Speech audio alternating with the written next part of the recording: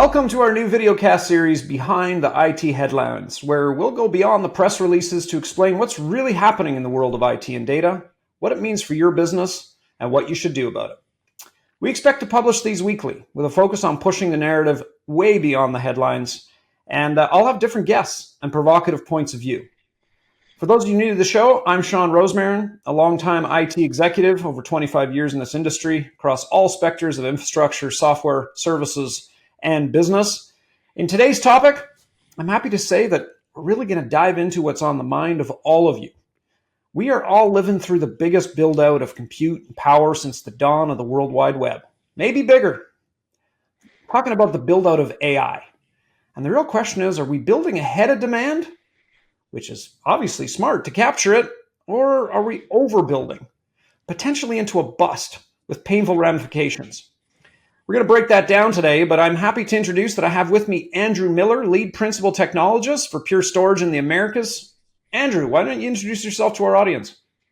Happy to. And thanks for having me too, Sean. So to dive right in, I like to think I live at the intersection of business and technology. Would have tried not to lose my technical soul over the years, if you will. It started as a customer, maybe most importantly for those listening, kind of admin, engineer, architect, a lot of hands-on work, partner side for about 8 years, SC to manager, director, built a tech marketing evangelism team. Now I've been at Pure for about 6.5 years, where I'm in a role where I kind of sit and work with product teams and customers and partners, or you could just say I talk about the stuff that I used to know how to do. Well, hopefully you haven't forgotten it, and you can bring some of that goodness to us today. So let's jump really right in. The real question is, as it relates to AI, are we laying track faster than the trains can run? So let me set the context here. Based on earnings reports for some of the hyperscalers globally, the fact is, looks like we're on pace to drop hundreds of billions of dollars on AI data centers in 2025 alone.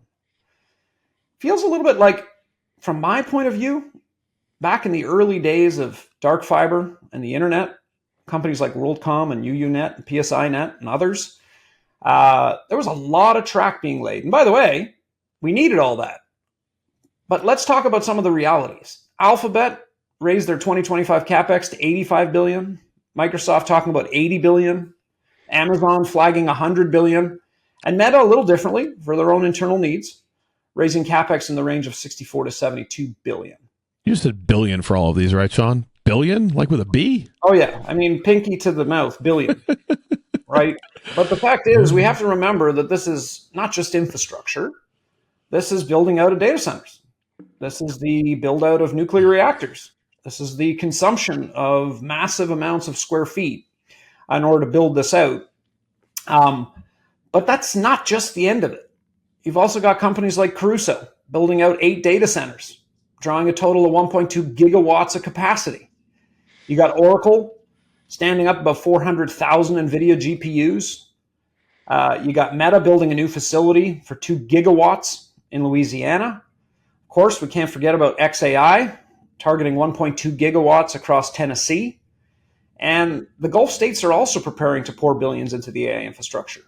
Specifically, United Arab Emirates announcing a huge data center cluster for OpenAI, and other US companies in part of the Stargate project with ambitions for up to 5 gigawatts of power.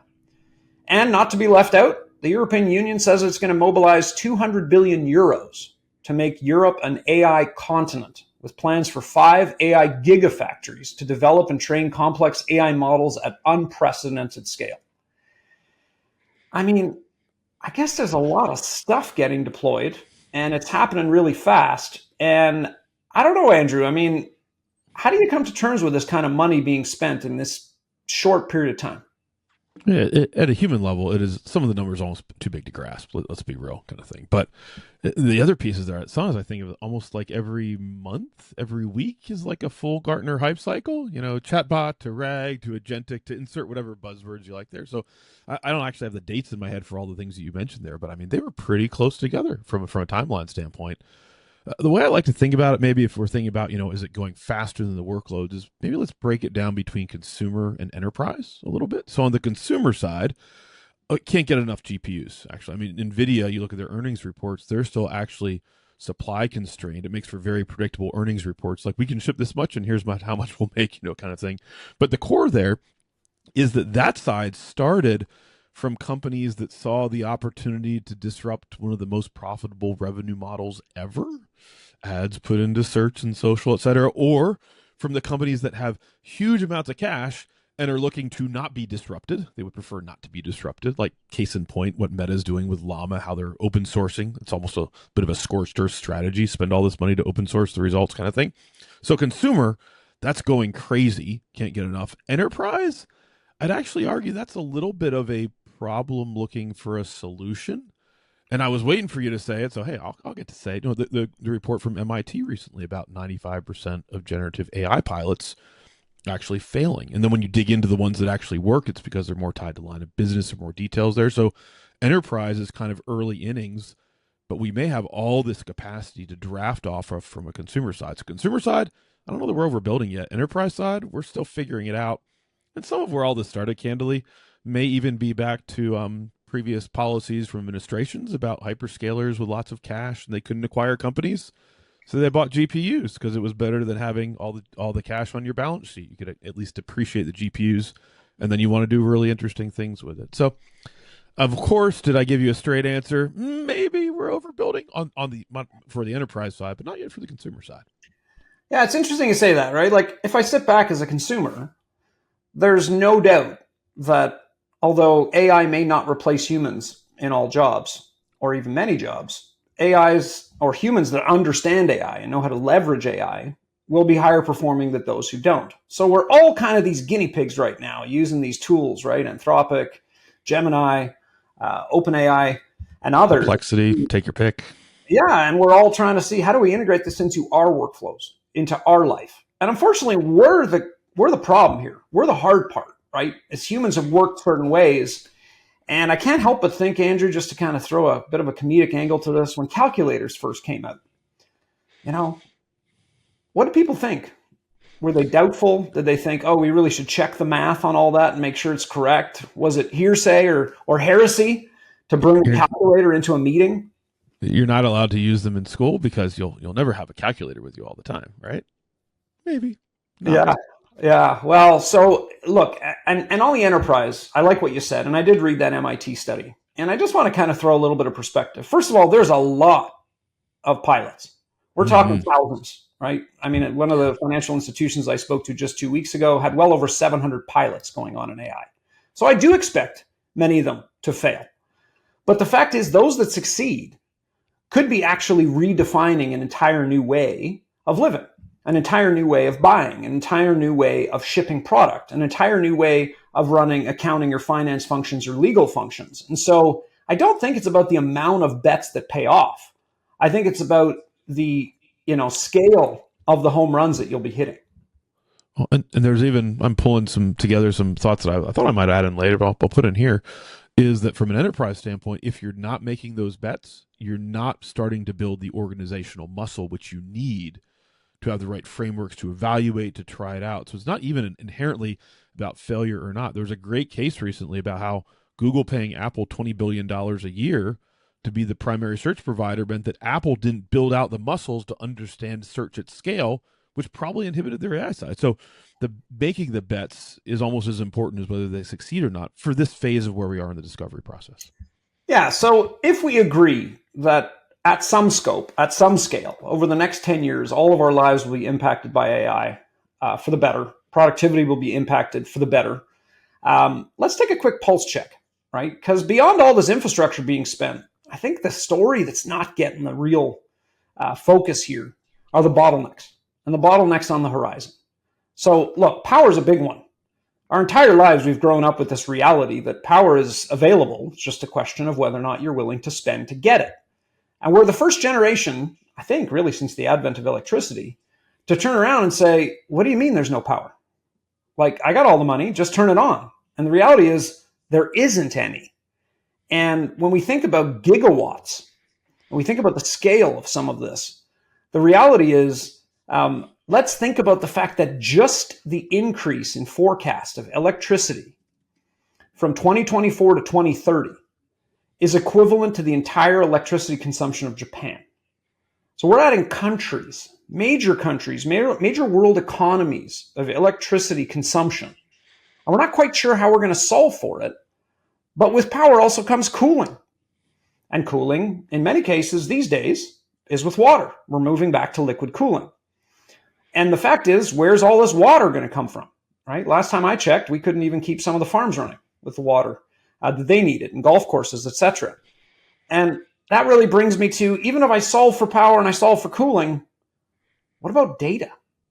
And I want to kind of put this thought out there. The reality is, what a lot of companies are finding out as they run these AI projects is that the fidelity of their data is one thing.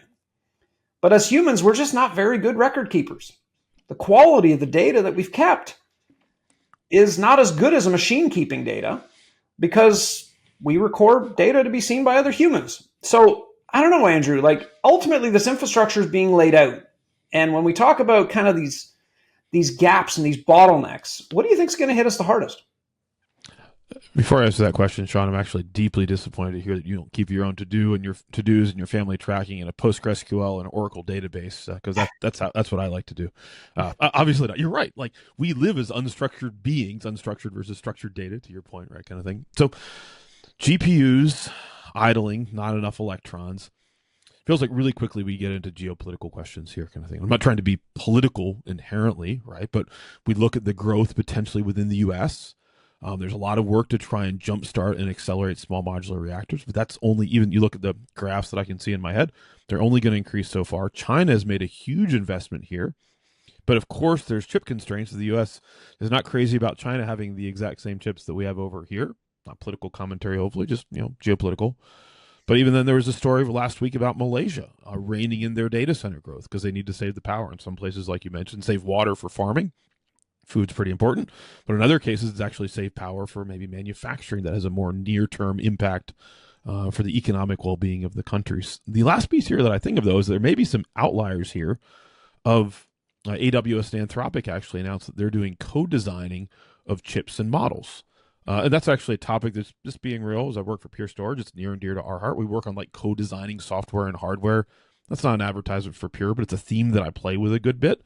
And so we're starting to see that even come into play.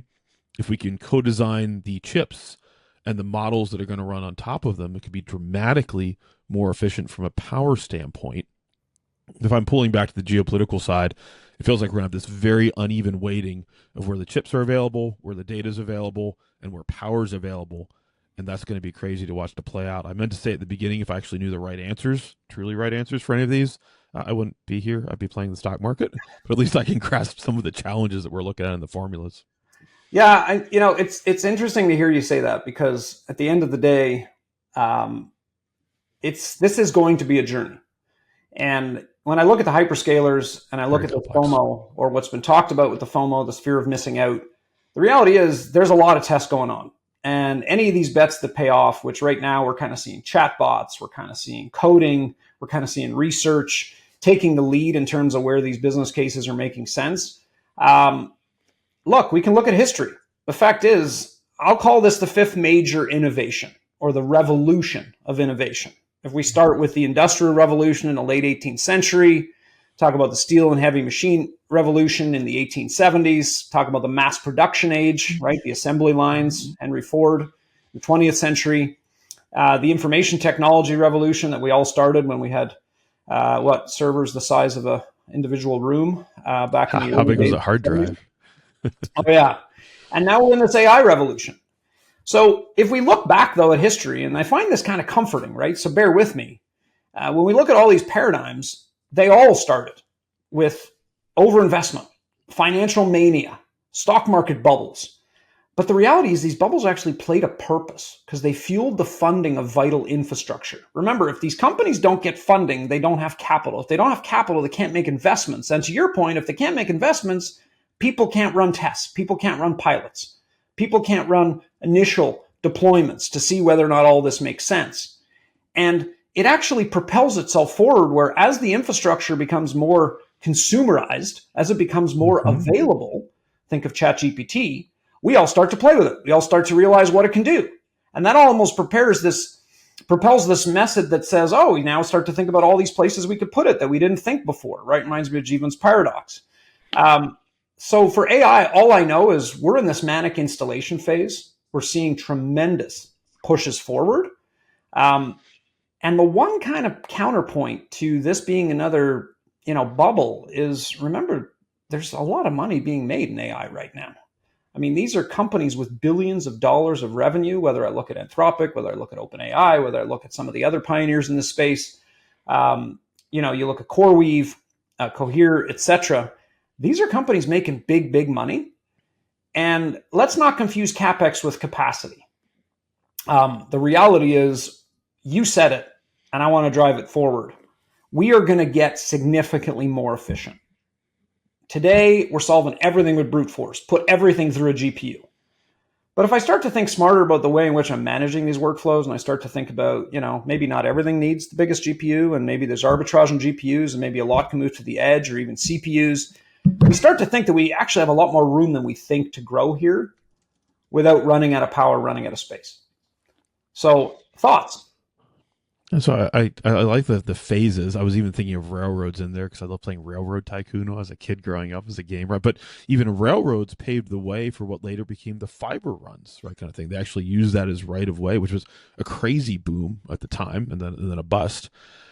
You mentioned about energy savings. That there is the idea of, it's starting to be the idea of cost per token coming out. Actually focusing on that. And then even when we think about GPUs, like there's a huge amount being spent on GPUs. Probably a majority of the CapEx is being spent on GPUs.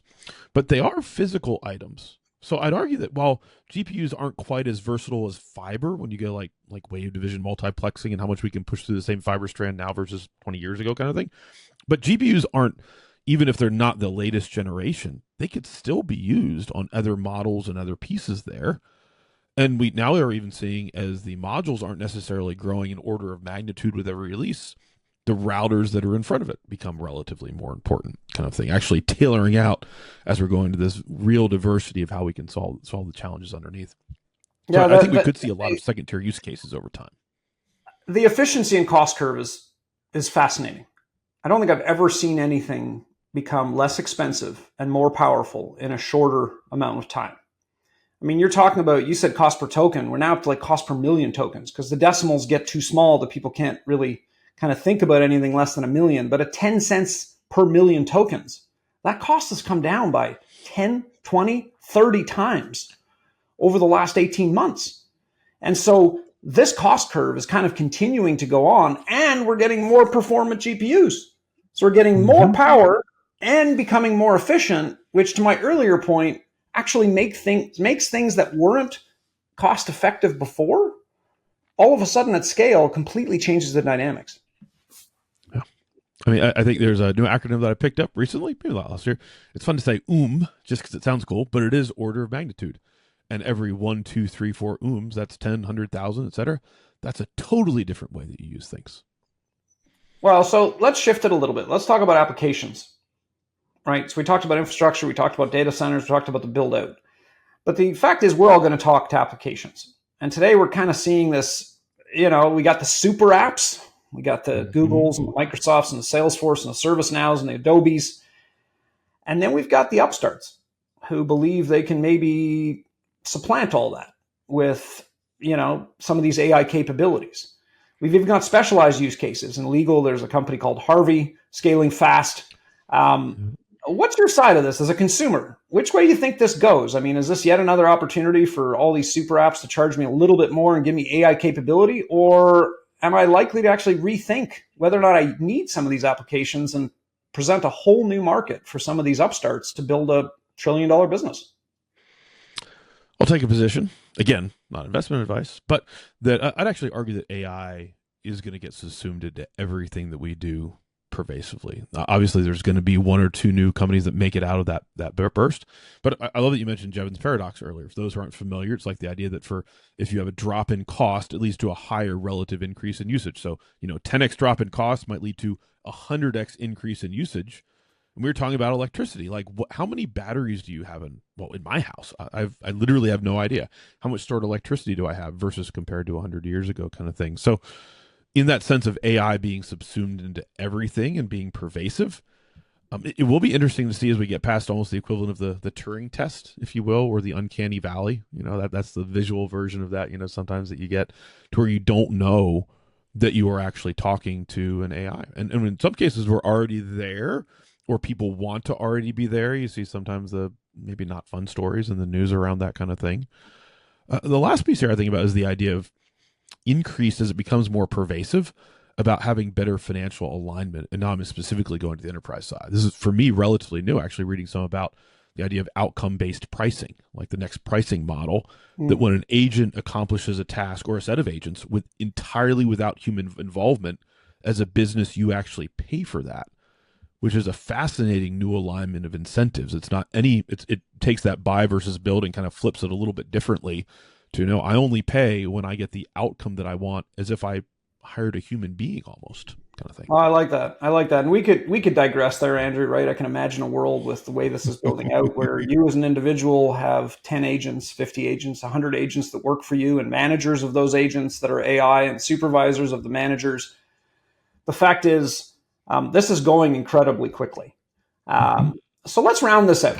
Okay, so we got a bull case that says, let's build now. Put every piece of investment that you have, because cloud backlogs and AI attached continues to rise, and you never want to run out, and you never want to be sold out.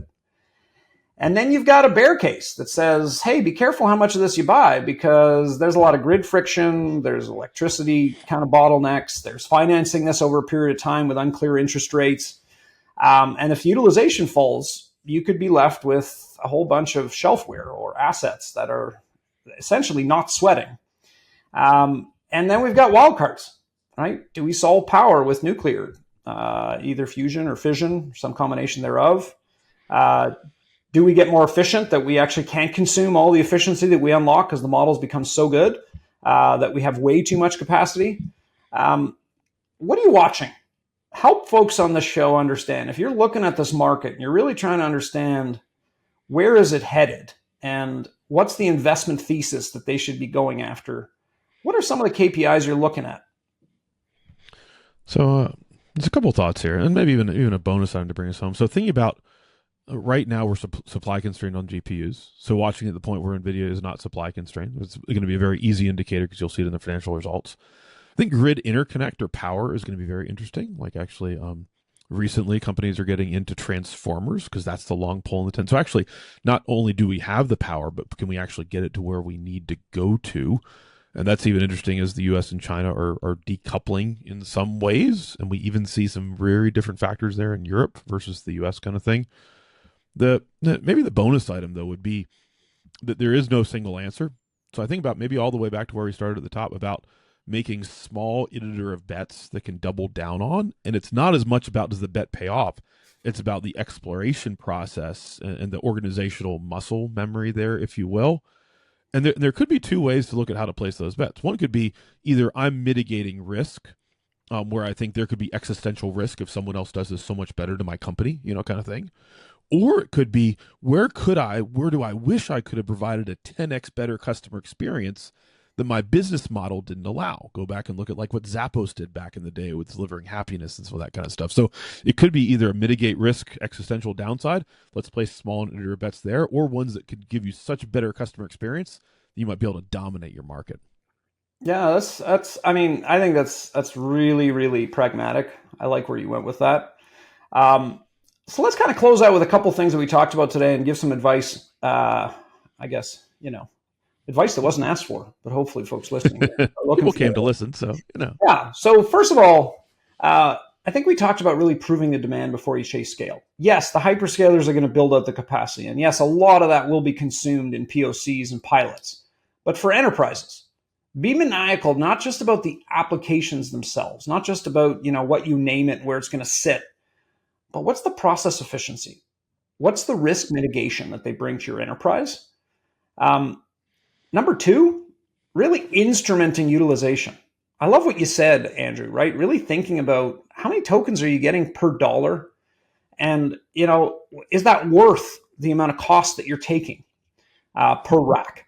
So how are you continuing to look at not just what your model is going to cost today, but how that model is going to scale over time, and making sure that you have the contractual flexibility that as you build a more efficient model, because we know that will come, that you're not locked in, that you have the ability to take advantage of, like we said, arbitrage of various different GPUs, edge analytics, even arbitrage spot pricing on analytics that happens overnight. Keep an eye on your power. Everybody should know what their bridge to running out of power is and how much space and power they have and what their capabilities are to go there. Obviously, the cloud can help you in a lot of ways, but we'll save this for another episode when we talk about data governance and data gravity, data sovereignty. There will be reasons why customers will continue to deploy this either on premises or close to premises.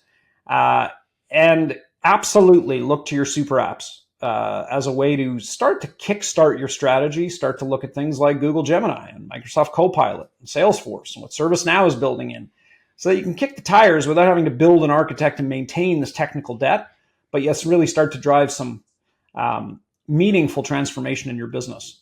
Anything I missed, Andrew? I was being good, and I did not go down the data gravity and sovereignty path. No, and that's probably a future episode because, man, you don't want data gravity working against you. And data gravity and sovereignty is such a huge part of being able to play cloud arbitrage, is a big theme that I'm looking forward to hearing you explore later. Back to you.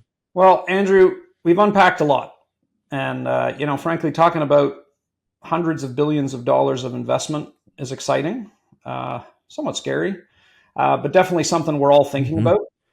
For those folks who want to get a little bit more and know a little bit more about you, where can they find you? So I am on LinkedIn a good bit periodically. You can still find me on X, x.com/andriven, as well as on my blog, thinkmeta.net. I appreciate it. Well, it's been an absolute pleasure to have you here today. Thank you for helping us to unpack this episode. And for Sean Rosemarin on Beyond the IT Headlines, I wish everybody and all our listeners a fantastic week.